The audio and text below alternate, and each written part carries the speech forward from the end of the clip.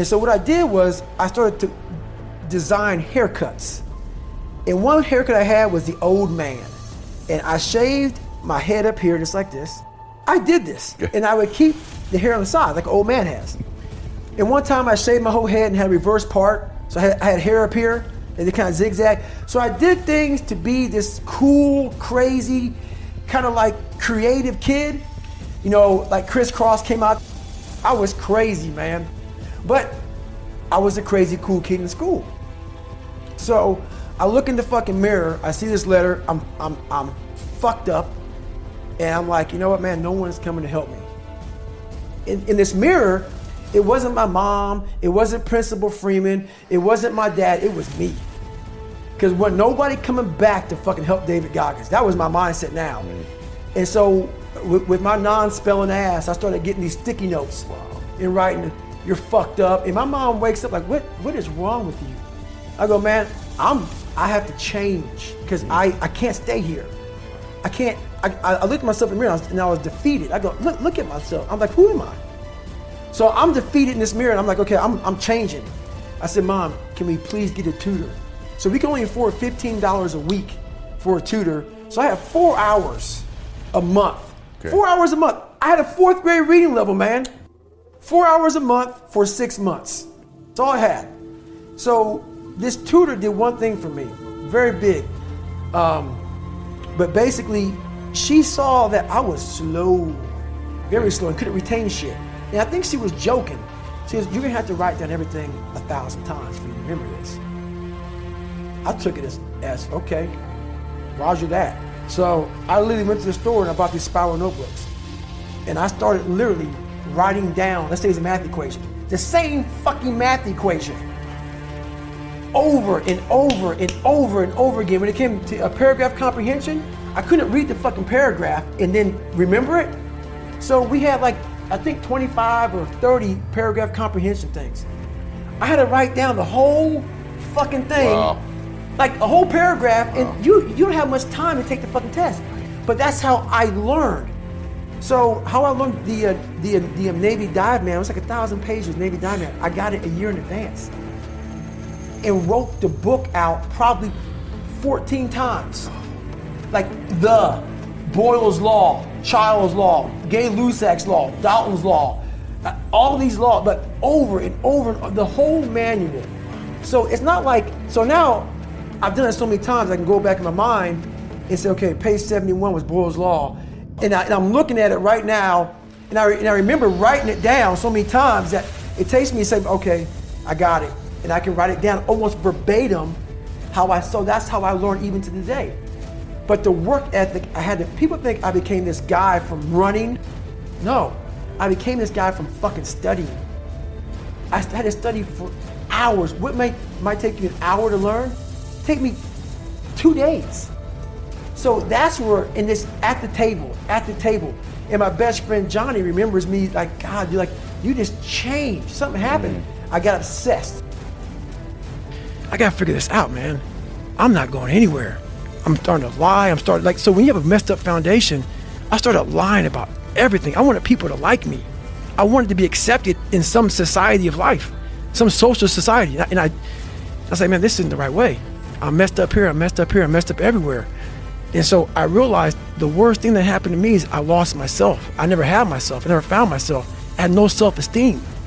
So I knew through working out and through learning, because it took a lot for me to learn also, I started finding self-esteem. Once I found that, that's when doors started opening up. I stopped caring about people, that what they thought, being judged. Wow, if I say this, if I started right now, are you gonna make fun of me? I stopped caring about that. And that's when my life started really changing for me, slowly but surely. I say, my God, like, no, don't look at it like, I didn't care about losing weight. I didn't care about being the fastest person. I wasn't making the Olympics. I wasn't going to pros. I could barely read and write when I was in a junior in high school. I wasn't going anywhere. I saw working out as a way for me to build calluses on my mind. I had to callous over the victim's mentality. So I watched these movies. I talked about Rocky last time I was on here. I always equated training to mental toughening. Like, it always looked brutal. People waking up early and doing all these things, and it looked horrible. I was like, wow, man, I gotta start doing that. not to get better, bigger, and stronger, but that is what's going to build me. That looks uncomfortable. That looks brutal. And getting up early, I don't want to do that. So I made this long list of things I don't want to do. And through that, I found myself. I'm like, you guys aren't doing this shit in high school. You guys aren't getting up at 5 o'clock in the morning, running over here in this golf course. So I started seeing myself very differently than the average human being. I was like, hang on a second. I have something they don't have. And that's when I started to develop these things through working out. It was this great, never-ending work ethic. And through work ethic, I developed self-esteem. It's through discipline, through self-discipline, through repetition, through tons of repetition of the same thing that you don't want to do. And that's the key thing. Through repetition of things you don't want to do, you develop mental, like an armor for your mind. Start to armor your mind, because your mind's like, okay, we suffer every day. That's what we do. We do stuff that sucks every day. And that's how I started coming up. I just started being very uncomfortable. And now it's like just a way of life. Look, dude, I believe that everybody has a gift. Every single human out there listening right now, you have a gift. The thing that you have working against you is you have all these other people now, right? 30 years ago, 20 years ago, we didn't have Instagram. We couldn't watch people and emulate them. We sort of had to learn our own little craft as we went, all right? But now we get to see what everybody's doing. And our tendency as humans is to emulate the style or the personality or the way that someone speaks or the way they do their content and all these different things. But here's the thing that you don't understand, is that by doing this, you are actually keeping yourself from becoming great, because the most that you could ever be when you do these things is a watered down, lesser version of what someone else is doing, all right?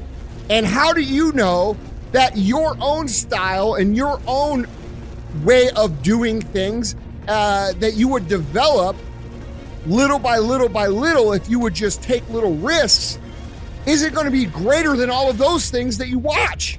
Okay? You cannot be great being a lesser version of what already exists. You can only be great when you execute against your own potential and do your own development.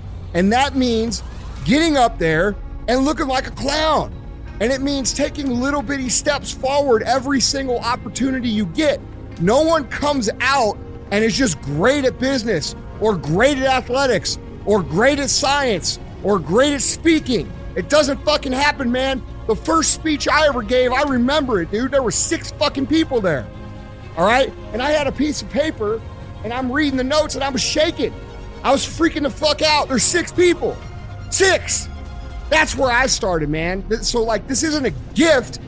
It only seems like a gift because I worked so hard and so long to develop it. And you guys have to do the same thing if you want to be great. If you want to be good and you want to be effective and you want to be, not great, you just want to be good, then yeah, dude, take someone else's style. Emulate everything they do. Clearly it might work.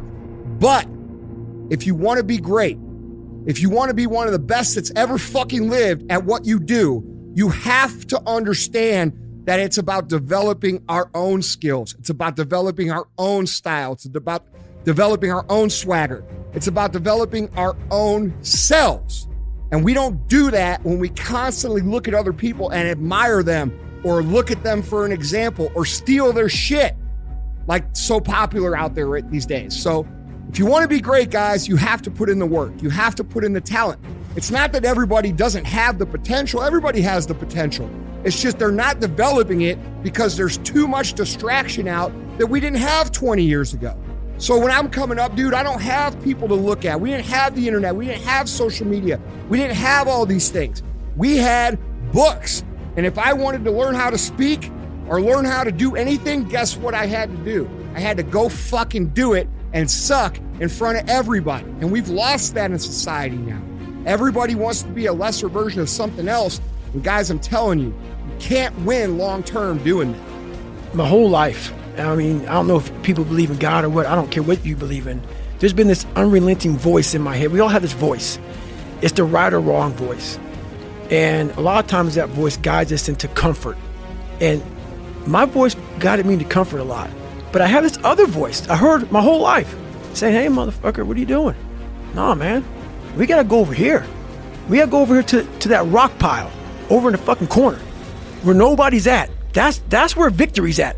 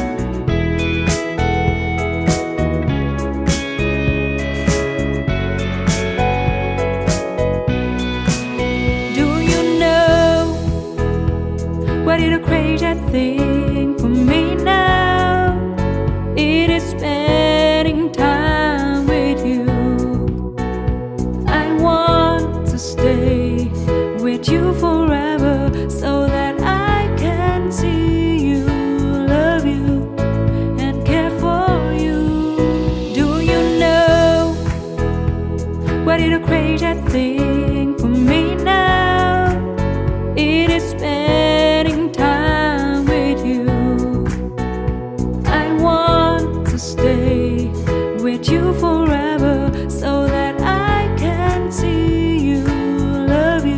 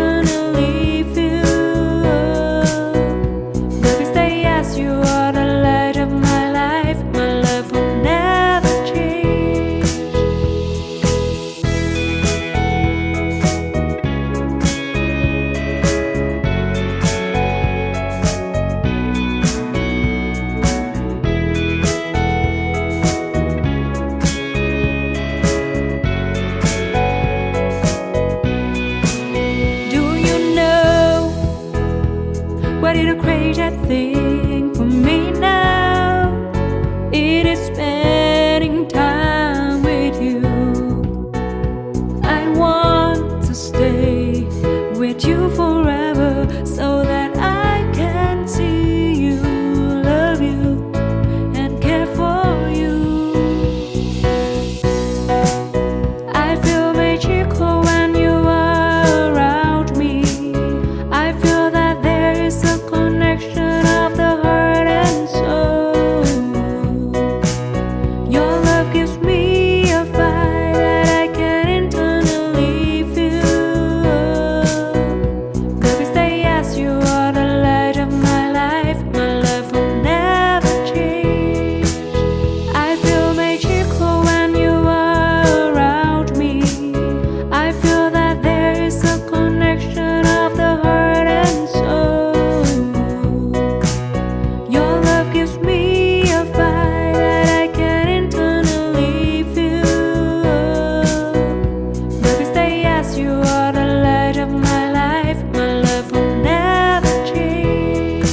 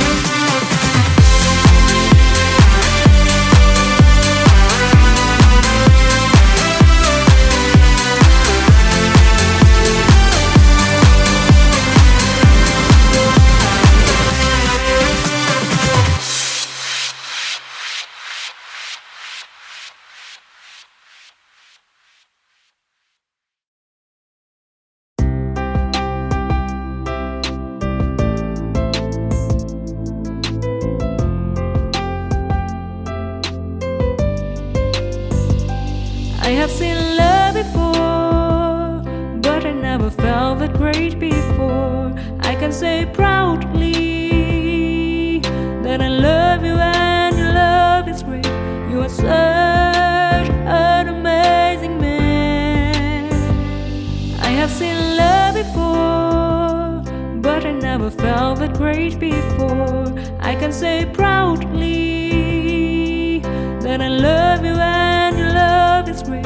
You are such an amazing man. You have awakened a part of me. You have created something I've never knew. You not only care about me, but you always respect me as I am. You have accepted a part of me, and that makes all the difference to me. You are such an amazing man.